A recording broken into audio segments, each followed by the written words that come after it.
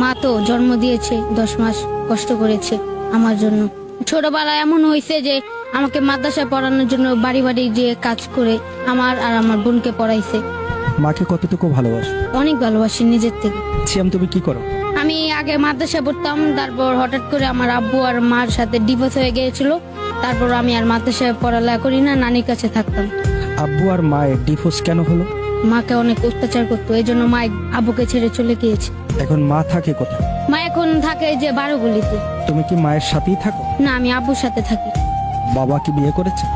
হ্যাঁ করেছিল, যে মহিলাকে বিয়ে করেছে তার একটা স্বামী আছে, ওই স্বামীর কাছে আবার চলে গিয়েছে। বাবাকে কি প্রশ্ন করেছো কখনো যে আমার মাকে কেন ছেড়ে দিলা? করেছিলাম, কিন্তু কি কয় তোর মার বিদেশ করে আমাকে ছেড়ে চলে গিয়েছে, এইসব বলেছে। মাকে কতটুকু ভালোবাসো? অনেক ভালোবাসি নিজের থেকে। মা তো জন্ম দিয়েছে, 10 মাস কষ্ট করেছে আমার জন্য। মায়ের সবচেয়ে কোন ভালোবাসাটা তোমার বেশি মনে পড়ে? মা ছোটবেলা কত কিছু করতো আমার জন্য। ছোটবেলায় এমন হয়েছে যে আমাকে মাদ্রাসায় পড়ানোর জন্য বাড়ি বাড়ি গিয়ে কাজ করে আমার আর আমার বোনকে পড়াইছে।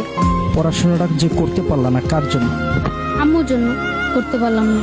তোমার পড়াশোনা বন্ধ হয়ে যাওয়ার মূল কারণ কে, তোমার বাবা না মা? মা। ডিভোর্সটা কে দিয়েছে? মা দিয়েছে।